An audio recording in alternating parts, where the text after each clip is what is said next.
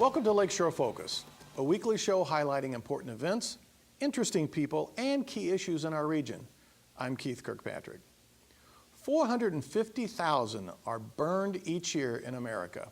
Of those, 40,000 require hospitalization. On our show today, we have two people who suffered from burns when they were younger. One who was younger many years ago, that's Doug McMillian, and one who is still young, that's John Sego. Although your incident was about 10 years ago, is that right? That is correct. Okay. So I should properly introduce, I guess, both of you, though. So, Doug, you're an attorney in Valparaiso, where you were born and raised. Pretty much, yep. And still live. Still live there. Okay. And John, you're from Porter County also, and your kind of claim to fame was you were the 2013 Boys and Girls Club Kid of the Year. What was it? Youth of the Year. Youth of the Yes. Year. Youth of the Year. I had to come up with what the correct term was. So you must be proud of that. Yeah, I am. I really enjoyed the time that I spent doing that. So, and we're going to talk about a couple things here, but one is that you guys also, both of you, just came back just a few days ago from Burn Camp, Yep. right? Right. That's correct. So what's the shirt? You both have Burn Camp shirts on? Well, these are counselor at Burn Camp. It's a week-long program for children that are 8 to 18 years old that have been severely burned in one way or another. And you've been doing this for 7 years. I've been doing it for 7 years. As a volunteer, but John, you went there as a kid. Yes, I went there as a kid. My first year was 2008, and this is my first year as a counselor. So you graduated. Is that Yes. what they call it? In a sense, yes, I graduated. Doug said they had an interesting term they call Climbers. Climbers, yes. climbers. Climbers. Is that because you're trying to climb on over the top of these guys, or what? Well, at the Burn Camp, at Hoosier Burn Camp, you have to be 21 to be a counselor. But I'm not quite 21, but I'm also too old to be a camper. So this is really unusual. Yes. You're 19? Yes, that's Okay. correct. Wow. I'm going to come back to that, why they picked you. But I think what's probably interesting to the audience, first of all, is you know, kind of what happened to both of you. And Doug, it's not apparent any longer, but you were burned as a kid. Very, very fortunate. I was burned when I was 9 years old. What happened? Gasoline. In fact, if you check with most burn centers, it seems to be preteen boys and younger teen boys have a great affinity, like a moth to a candle, as far as gasoline and that type of thing. And so what happened? Just a quick version of it. We were burning weeds for a go-kart track in the backyard, and it didn't burn very well. And I went to move the can, being that I've been involved in the fire service. And as I moved the can, the vapors caught, and I threw the can, and the gasoline splashed over my face, my ear, across my chest, and down my arm. So you were burned. You were burned pretty bad. I was, well, it's all a relative term, Okay. Percentages, but for me it was, yes. Okay. Now this must have been really an interesting experience because your father was fire chief at the time, right? He was a volunteer fire chief in Gary. Okay. And that must have made him really proud. yeah. It's not good when the fire chief's son has an incident like this, but on the other hand, that's one of the things, the stop, drop, and roll. That did pop into my head. So what did your dad say to you when this happened? I guess maybe later or something.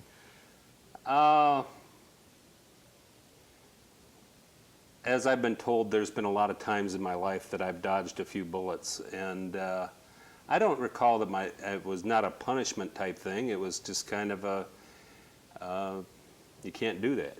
Right.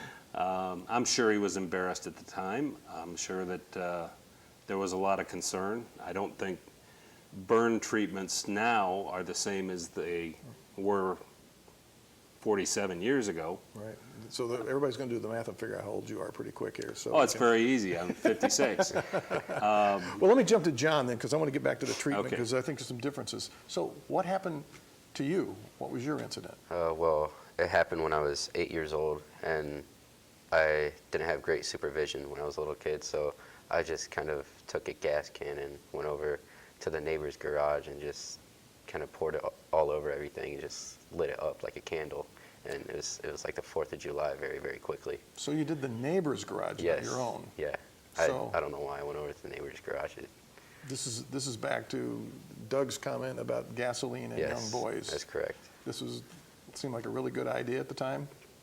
I don't even know what I was thinking at the time, to be honest. But I don't know. It was easily I was the most scared I've ever been in my life at that point. So were you caught in the garage when all this happened? Yes, I was caught in there, and then I myself ran out and ran over to my house to where my mom could easily hear me screaming and everything. So what was the percentage you burned? Because you still have obviously some on your face at Yeah. this point. So what all was burned on you? Percentage, most recent one was about 32%. I have my face, the left side of my face. I have my left hand, and then I have like my left upper arm, and then both my legs and my left hip. You guys are like bookends. It's on this side of you and it's on this side of you, right? It's like, Yeah. I should have had you sit on the other sides or something. Yeah, I guess. So we could see this. So how bad a trouble were you in over this? At first, after it was all said and done, I thought I was going to be in a lot of trouble. But then when the neighbor found out who it was, he didn't get mad at all. Actually, good story about that later on. I became good friends with her son because we played on each other's baseball team. Wow. Now this is interesting because, I guess what happens to you is far worse than probably any other punishment there could be. So it'd be hard for people to be really onto you because you've Yeah. really been badly hurt. Yes. So it's like, Yeah, I think that's what kind of tempers the parental reaction is when you're looking at something and you're looking at your child that is laying in the hospital bandaged up and burned. It's kind of hard to you lose shouldn't your be- temper over them. Right. I'm sure there were things that are said later when they realize that you've survived it. But, when you have over 1,000 kids a year that are killed through burn injuries, you realize that we were both very fortunate. right. So talk about, and I've heard you talk a little bit about this, the treatment, because I mean, from sitting here, and maybe you can turn and look that way a little bit, because your ear is completely healed, but it was almost burned off. Mm-hmm. I mean, and you said treatment has kind of changed, but what were you told when you were a kid? Well, I spent most of that summer, I was burned on June 1st, 1967, and that summer I spent a lot of time in the neighbor's, family friend's swimming pool, and I was told to always keep, the burns covered. Well, you can't cover from here up, and so it was written up in some medical journal at one point that a certain amount of sunlight, vitamin D and so forth, would help the healing process. But, But you're still There's- scarred where you wore the shirt then. oh yeah, I've still got scars here and, Where you wore the shirt. where I wore the shirt. Right. So what did you have to do then for treatment? What For did- treatment, I had to wear a plastic face mask for, let's say, about a year, which applies pressure to the burn to make sure it flattens and heals as flat as possible, so it's not so bumpy. And I also had to wear a bodysuit, like pressure garments, to pretty much do the same thing, apply pressure to it, make sure it heals properly in the way it needs to. And you were 8 at the time? Yes. Knowing how kids are, they must have been really very kind to you about having to wear that mask. How bad were they? Or good? They were terrible, actually, for a good portion of my life up until about freshman year. I would say I was just bullied and picked on constantly because of it. So what did teachers or parents or anybody do about this? I mean, it should have been so obvious to anybody that was going on. To be quite honest, the teachers didn't do what they needed to about it. They kind of turned their shoulder because they didn't really know exactly how to deal with it. A lot of teachers back then didn't have the proper training or anything to know how to take care of something like that, so they just kind of shrugged it off and ignored it. Wow. So how were you treated? I don't know, Keith. It's been a It's been a long long time ago. I You think. remember? Did anybody make fun of you? Oh yeah, yeah. I'm sure there was. You know, a lot of it, and that's where a lot of the psychological and the emotional damage is done. That when the kids come to burn camp, that's, as our motto is a place to be just one of the kids. And you can have kids that have been severely burned and deal with all sorts of bad names and nicknames, and kids can be pretty cruel. And this is a place where they go and they can swim, and riflery and archery and campouts and all the things that other kids do at summer camp, but yet they have the commonality that they're all burn survivors. So what did this burn camp mean to you? You went to it how many years? 6 years, 7 years, counting my first year as a counselor. Okay, so what did this camp mean to you? First of all, there's about how many other kids there? Roughly 75, 75. Okay, and so you're there as a kid. So what was that like, particularly after you've been home and you've been teased and all that stuff, and you come to this camp? Well, going there my first year, I didn't really know what to think about it. I just thought it'd be the same thing as it was at home, kids bullying me and picking on me. But as I got there and after the first few days, I realized that everyone there was just like me, and we pretty much had to adapt the same exact way. So after that, after I realized that, I just kind of let loose and just brought out my inner self. I was a really rambunctious, outgoing child there. So you really got to be you, Yes. the real you. Yes. Did it feel like that was like the only time during the year you really got to be you? For a while, yes, because there was everyone was there who knew exactly what I've been through, who have gone through the same thing, if not been through worse, who knows exactly how I feel. So they never judged me or were quick to do anything, make fun of me or anything. So that was really a time where I just let out my real self and definitely was able to adapt to everything and grow as a person. How has the experience affected you being on the camp staff? Well, I didn't get really involved in it. In fact, I didn't even have the pictures of when I was burned when I was at camp until there was a couple of them that questioned that I couldn't understand how they felt. And Jason, you probably remember Jason. Yes, I do. You know, he said, you know, you've never been burned with gasoline, and that's when I had the pictures. I got involved in it mostly with the fire department. I was in a manufacturing company that manufactured fire equipment, and was mostly in the fundraising and support side of this camp. And Mark Koopman, who's the executive director, asked me one year, he says, "Why aren't you a counselor?" And I said, "Well, I've never taken the 9 days off or 10 days off, never really thought about it." And this is my 7th year. I've known John since he was, 11 or 12? Yeah, something And like that. I look forward to it every year.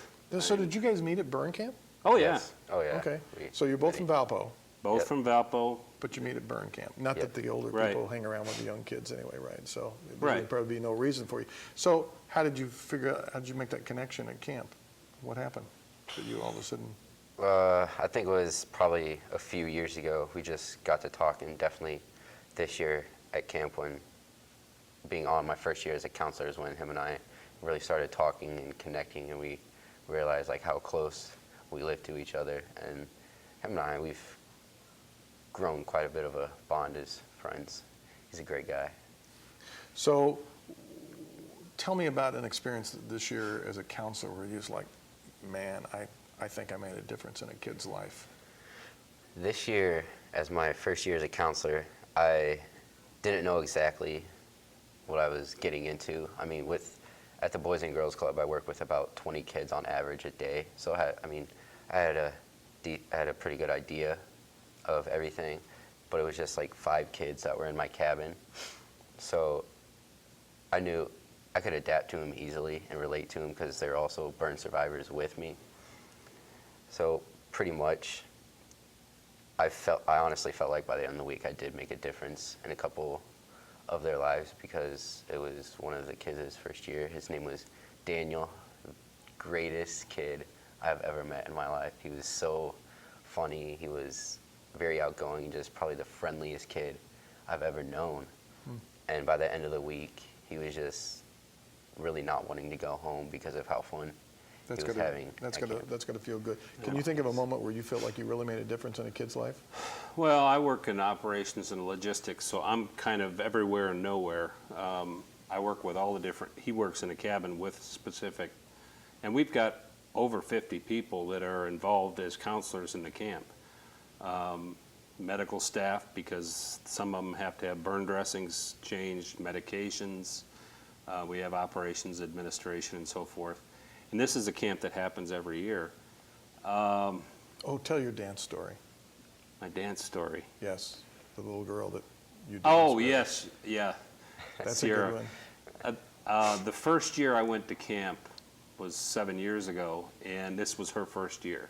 So she was 8, I guess, at the time, and it was that typical, I don't know anybody, I don't know anything.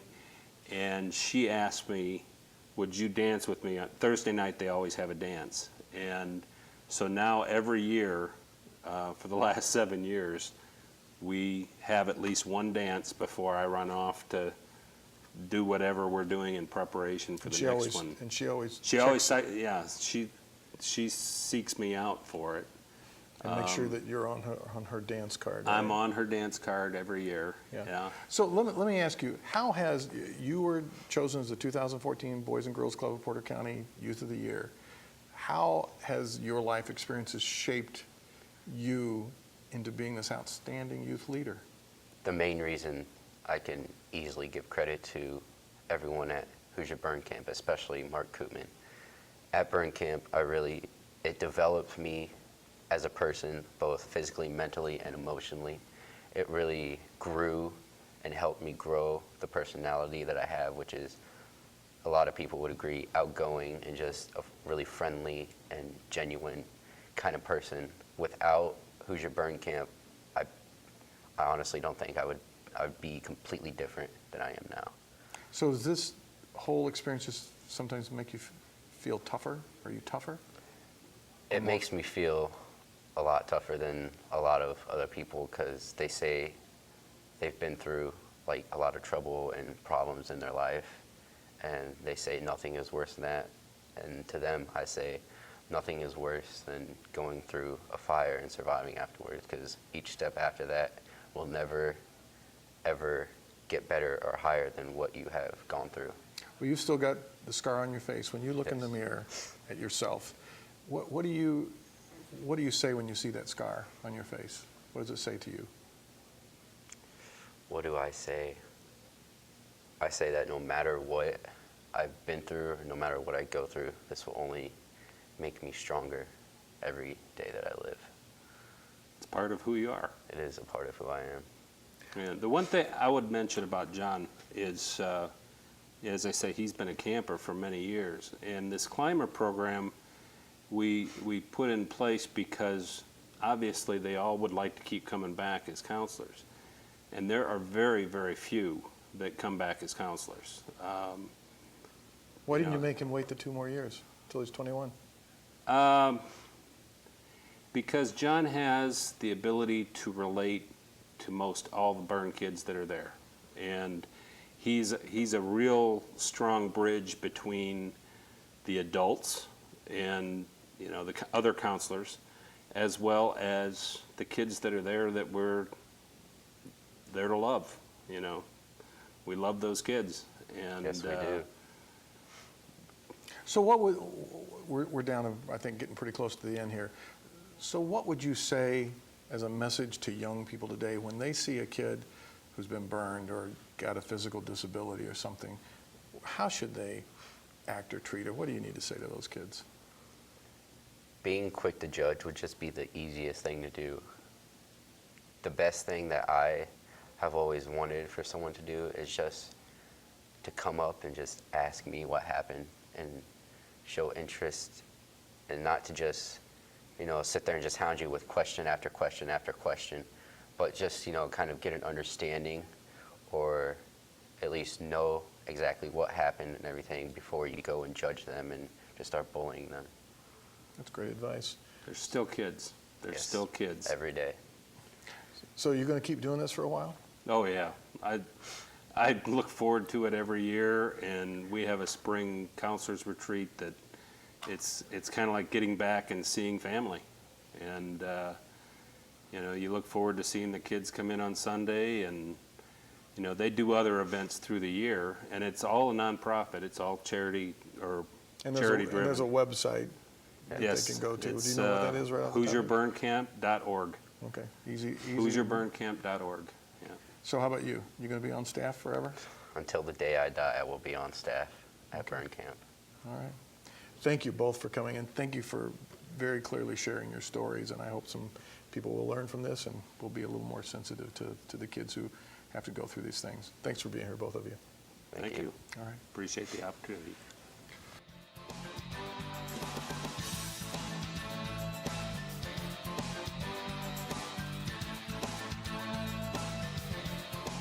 Every once in a while, I encounter someone who looks different from the average person. We could probably have a long debate on what is average, but let's use a definition of different as the person has a physical appearance that is not what we're used to seeing. It varies from our norm. For some of us, extensive tattoos could be different, yet others see them all the time.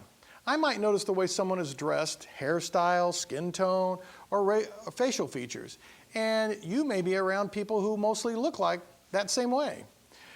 I want to focus my comment on our reaction to these situations. Some aspects of a person's physical appearance can be changed and some cannot. That does not matter. That person is who they are. Each is a human being worthy of fair treatment and respect. What we must be concerned with is how we act around and interact with that person. When we encounter these people who strike us as different, we need to recognize and explore how we feel.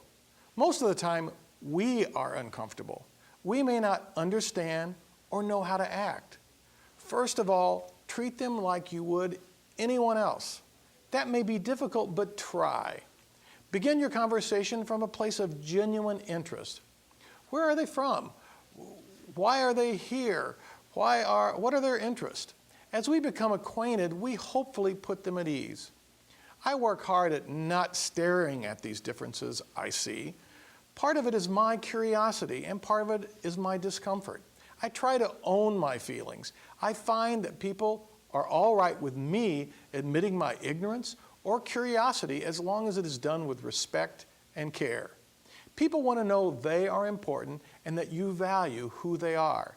I may stumble, I might have to apologize, but I am trying to understand, to communicate, and to create a relationship. That is important. None of this is easy. In our changing world where average is diminishing, we must each work at learning more about each other. I remind myself as often as possible that there are times when I am the different one. We always appreciate when you watch Lakeshore Focus. Tell your friends and neighbors that you caught it at our regular time or watched it from our website. You can also send us your comments and thoughts to focus@lakeshorepublicmedia.org. Both our website and email are listed on your screen. Join us next Friday evening at 7:30 for another Lakeshore Focus. I'm Keith Kirkpatrick saying, make a positive difference in our world today.